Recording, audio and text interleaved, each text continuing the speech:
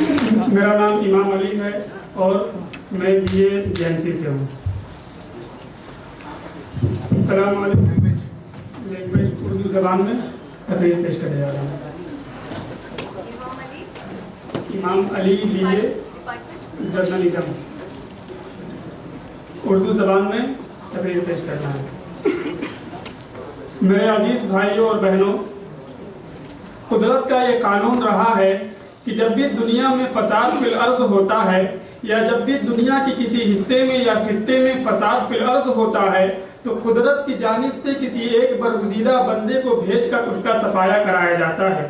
چنانچہ تاریخ گواہ ہے کہ جب سرزمین عرب نے جاہلیت کا لبادہ اوڑھ لیا اور مظلومیت کا لبادہ اوڑھ کر لوگوں کو حیوانیت کے گڑھے میں دھکیلنا شروع کیا تو ایسے وقت میں اللہ کی جانب سے یہ فیصلہ لیا گیا اور جناب محمد بن صلی اللہ علیہ وسلم کو اس سرزمین عرب میں بھیج کر اس کا صفایا کرایا گیا۔ پتہ یہ چلا کہ جب بھی فساد فی الارض ہوتا ہے تو خدا کی جانب سے کسی ایک برگزیدہ بندے کو بھیج کر اس کا صفایا کروایا جاتا ہے۔ میرے بھائیوں، تاریخ کے صفحات گواہ ہیں کہ ہمارا ملک ہندوستان انگریزوں کے ہاتھ میں تھا۔ یہاں کے لوگ مظلومیت کے شکار ہو چکے تھے، مظلومیت کے گڑھے میں چلے جا چکے تھے۔ تو ایسے وقت میں خدا کی جانب سے فیصلہ لیا گیا اور ایک ایسے شخص کو بھیجا گیا جو آتا ہے اور لوگوں کو مظلومیت کے گڑھے سے نکال کر غلامی کی زنجیروں سے نکال کر آزاد کراتا ہے۔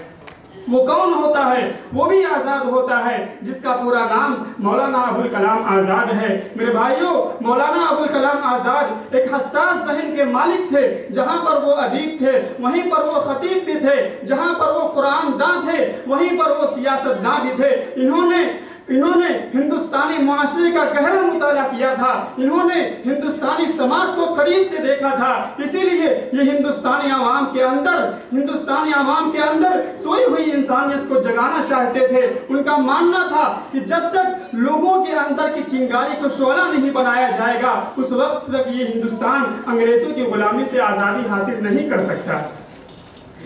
ساتھیوں، اگر مولانا ابوالکلام آزاد کے افکار و نظریات اور آپ کی زندگی کا بغور مطالعہ کیا جائے تو معلوم ہوگا آپ کی سراپا زندگی وطن عزیز کو گنگا جمنی تہذیب بنانا تھا، ہندوستان میں الفت و محبت کو عام کرنا تھا، اخوت و بھائی چارے کو عام کرنا تھا، انسیت اور الفت کو عام کرنا تھا، اور آپ نے کیا بھی۔ جہاں تک ہو سکا لوگوں کو جوڑنے کا کام کیا، جہاں تک ہو سکا لوگوں کے اندر الفت و محبت ڈالنے کی کوشش کی۔ اگر آپ چاہتے تو اپنے علمی کارناموں کو آگے بڑھا سکتے تھے، اگر آپ چاہتے تو اپنے ادبی کارناموں کو آگے بڑھا سکتے تھے، اگر آپ چاہتے تو اپنے سیاسی کارناموں کو آگے بڑھا سکتے تھے، اگر آپ چاہتے تو اپنے ادبی کارناموں کو آگے بڑھا سکتے تھے، لیکن کبھی زندگی میں نہ کبھی اس کا شکوہ کیا نہ ہی گلہ کیا۔